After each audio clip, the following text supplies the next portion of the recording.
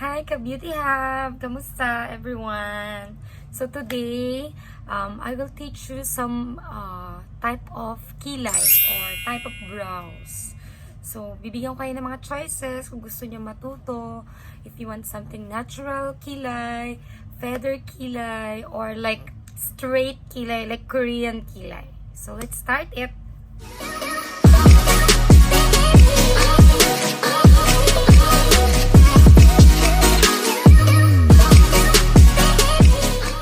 Not wearing anything, wala akong foundation, wala akong makeup, super bare nung mukha ko. Nakita nyo sobrang laki pa ng eye bags ko. Ilang araw na ako walang tulog kasi may trabaho kami laging morning. So please bear my face. Ayan siya. Nag skincare na pala ako. As you can see yung video ko nung una, meron ako skincare routine. Same pa rin yung skincare routine ko. Okay? So, I'm not using anything, just my skincare. Walang foundation or anything. Still glowy, diba? Yun lang yung atin. Okay, let's start it.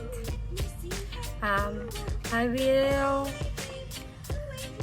show you my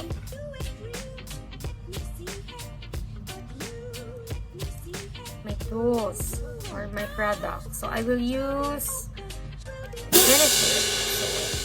Siguro alam nyo naman na Benefit is one of the famous product in terms of brows. They are very famous in terms of natural kilay or natural brows. Okay? So I will use this precisely. Okay? Brow pencil. May two sides siya. Ito yung sides niya ng thin. Then the other side, may spoolie. So spoolie is very useful. Before tayong magkilay, lagi nating ibabrush yung kilay natin pataas.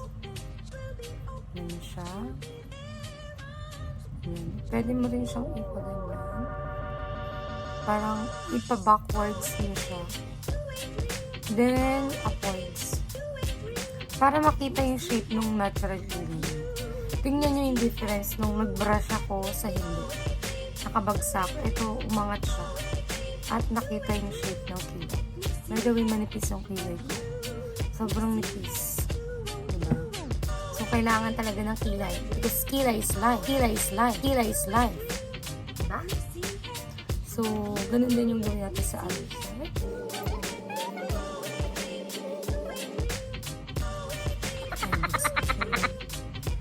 Tulog eh. Yeah. So, this is our first kilay.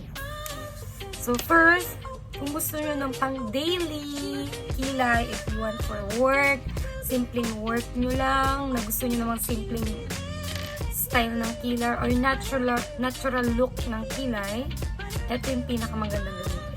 Ito ay number 3 by the way. So, depende sa shade ng kilay nyo. Meron siyang, I think, 5 or more than 5 shades sa Benefit. Pero ito yung kinuha ko kasi that time yung hair ko is medyo brown. So, kailangan mag-match yung yung kilay ko sa color ng hair mo. Kung black yung color ng hair mo, ayan, mag-black yung hair ko. Dapat gagamit ka rin na kasing color ng kilay mo para nagmamatch. Hindi pwedeng ang super yellow ng hair mo, tapos itim na itim yung kilay mo. At least magmamatch yung color ng kilay mo. Okay? So, ito ang gagamitin ko is this for natural kilay. Okay? So, by the way, turuan ko kayo, yung tamang pagsukat ng kilay nyo is from here, itong nose natin dito, up to here. So, ayan dapat, dito hanggang dito dapat yung kilay natin lang. Hindi mo siya dapat aabutin na hanggang dito na, sorry dun sa mga iba na gumagawa na yung kilay na halos hanggang dito na one ano na lang yung difference. Parang isang daliri lang yung difference. Huwag natin siyang maabutin dito. At least, dito lang siya. Kasi yun yung proper. Yun yung standard dapat ng kilay natin. Or magbukang natural lang siya. Okay? So, yun nga, dito. Tapos, angled mo dito. Ito yung pinakagitna or pwede mo siyang lagyan ng arc. Then, hanggang dito. So, hanggang dito siya dapat yung kilay ko. Yan. Okay. So, I'll start it. So, ito na nga. Gagawin ko na yung natural look pang daily. Para sa mga gusto lang sa trabaho. Simple lang. Natural lang. Hindi masyadong exaggerated. Sometimes I'm doing this pag gusto ko ng natural makeup look. So, let's start dito. So, tignan nyo yung dito ko. Dito ng kilay mo. Depends kasi sa kilay yan eh. So, sa akin, makikita nyo yung dito ko. Dito siya. Okay? Slowly up. Lagyan nyo muna siya ng pattern. Para yun yung magiging guide nyo kung ano yung magiging shape ng kilay nyo.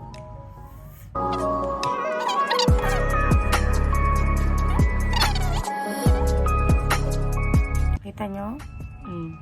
Meron na akong shape or pattern. Then, sa taas, huwag nyo siyang ipantay dito sa baba. Kailangan hanggang dito lang siya. Kasi para nga maging natural yung kilay mo, i-shade out lang natin yan ng konti mamaya. So, start from here.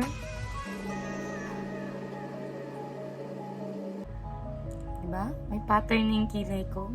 Tingnan nyo yung isa wala. Tapos eto meron na. So, meron na kayong guide. Yun na yung guidelines nyo. Then, that's the time na i-fill nyo na yung gitna. Diba?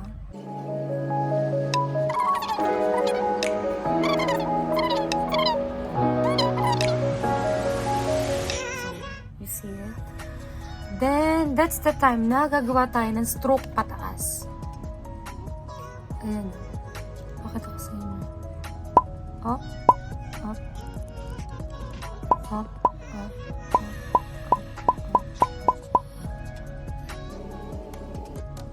See? See this? Diba? Ganyan yung kilay ko kanina sa ngayon.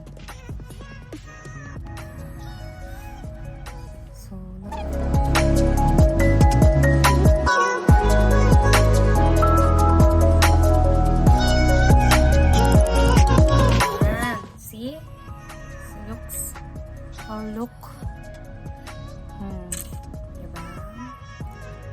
So, since I have parang round shape ng face ko, hindi siya maganda magkaroon ako ng sobrang arc na kilay. So, parang maliit na arc lang siya. Or natural na kilay lang. Yung suggested for my face.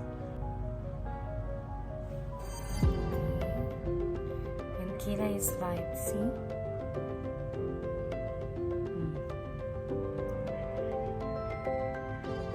Then, gawin ko na yung sa kabila.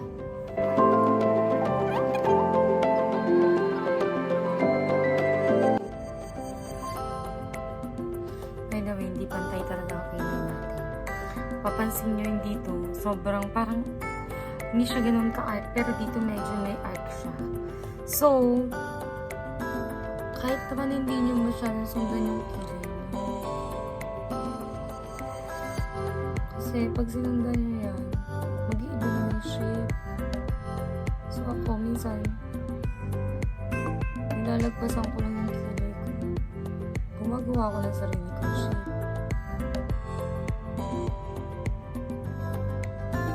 Ano yung parang magmamatch sa kilay ko.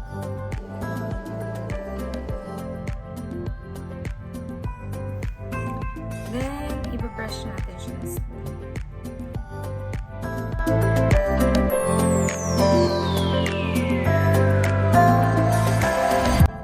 Sometimes, yung sa mga beginners, kung hindi nyo pa masyadong makaya na ituwid yung kilay nyo, okay lang yun.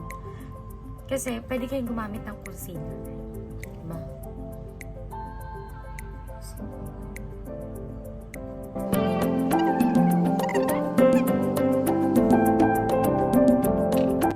tuturuan ko naman kayo mag-concealer ng kilay. Ito, especially naman sa mga beginners. okay lang nagmamit ng concealer. Ito, paborito ko itong gamitin. Ang linis. Dapat yung concealer niya hindi masyadong maputi. Parang natural lang. So, ito, linisin nyo lang siya.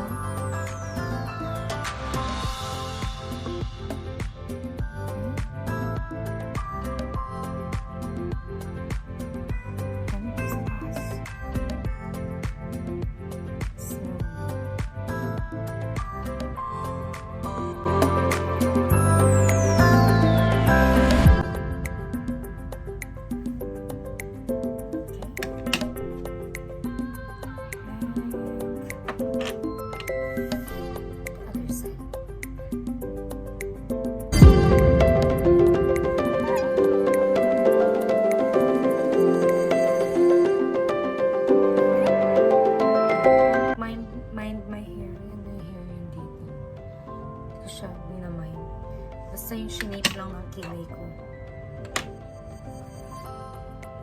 Natural kilay. So, gusto nyo lang ng pang-daily, okay na siya.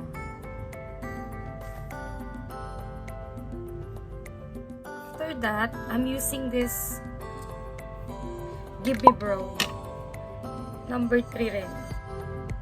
Para magkaroon siya ng natural flake or natural hair. So, from here, kasi nga, manipis yung hair natin dito. And manipis nga rin yung aking kilay. See? Iba-brush up ko siya. Or if-feel ko pa siya.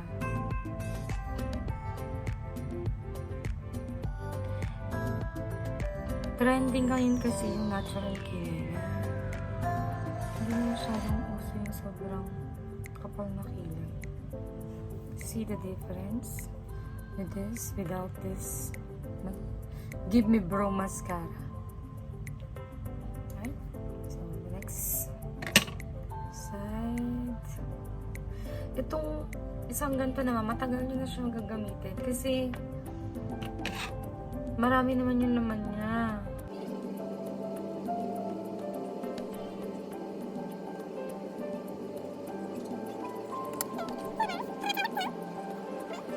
Gusto nyo naman maging feathery yung inyong kilay.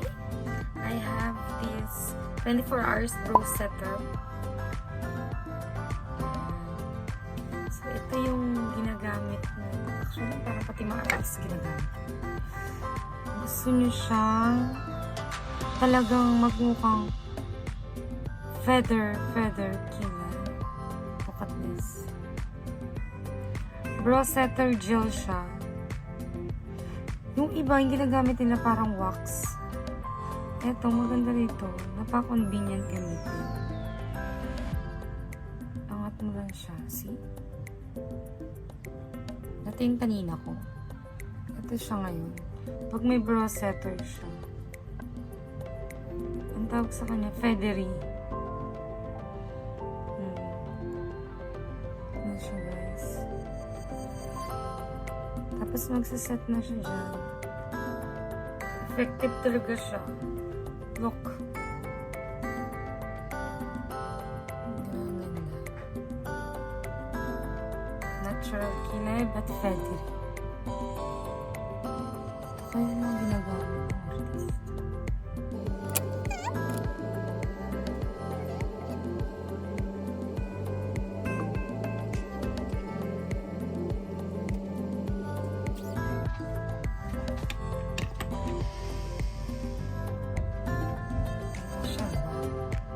Feathery na siya. Natural but feathery. The next kilay naman na gagawin ko is itong medyo intense. Gagamitan ko siya ng gel. I'm using this Kiko. Ito yung favorite ko.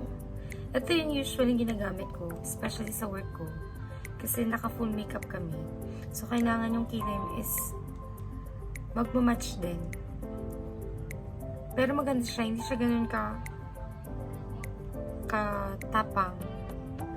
Parang natural pa rin, pero more intense. So, ito siya. I'm using this pencil, brush, indoor brush for the brows. Sobrang konti lang ilagay mo. So, same thing pa rin. So, brush niya pa rin siya. Ito talaga yung ginagamit ko. Then, start again dito.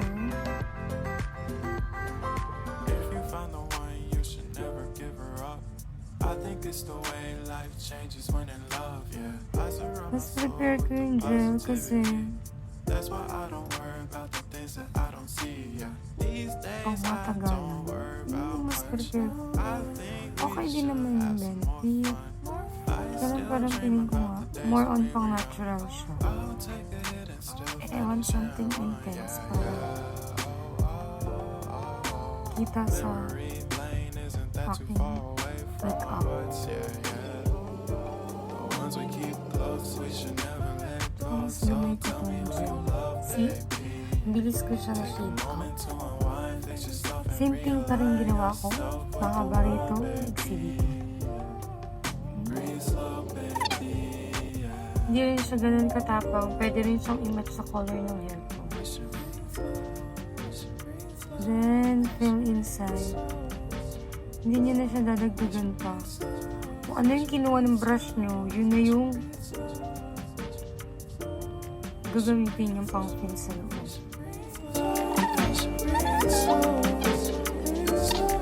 Ito yung brush mo, hindi siya paangat. Pwede mo rin siyang gamitin, pero ako mas prepare ko tong halang siya.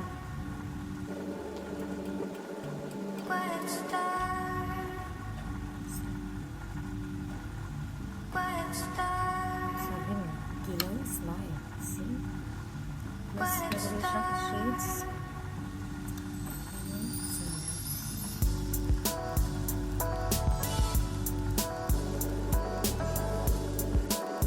Dahan-dahan lang siya yun.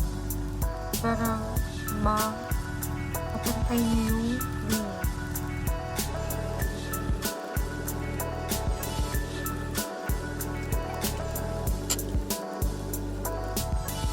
May tip ako sa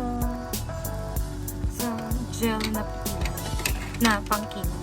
Kapag medyo nagda-dry na siya, pwede na siya lagyan ng oil. Ako ganun lang ginagawa. Magagamit ko na siya.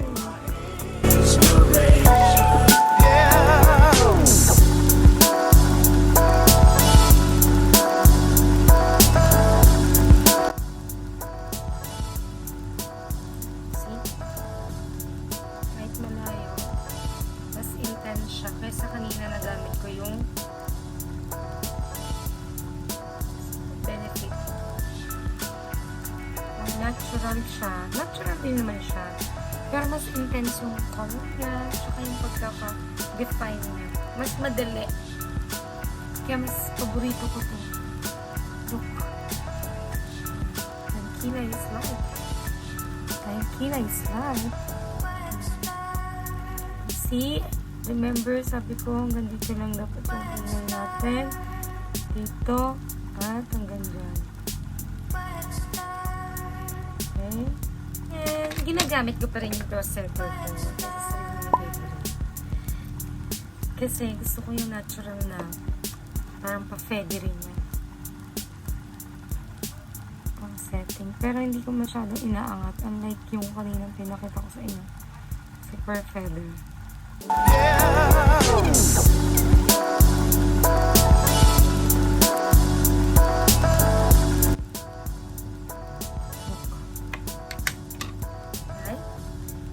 Iba talaga pag may kilay ka sa wala. So this is my kilay tutorial. Hope you like it, guys. Beginners dyan. Try lang kayo ng try dati. Hindi rin ako ganun kagaling, pero nag-practice lang naman ako ng nag-practice. So here it is. This is my kilay. Thank you. Thank you for watching. Bye.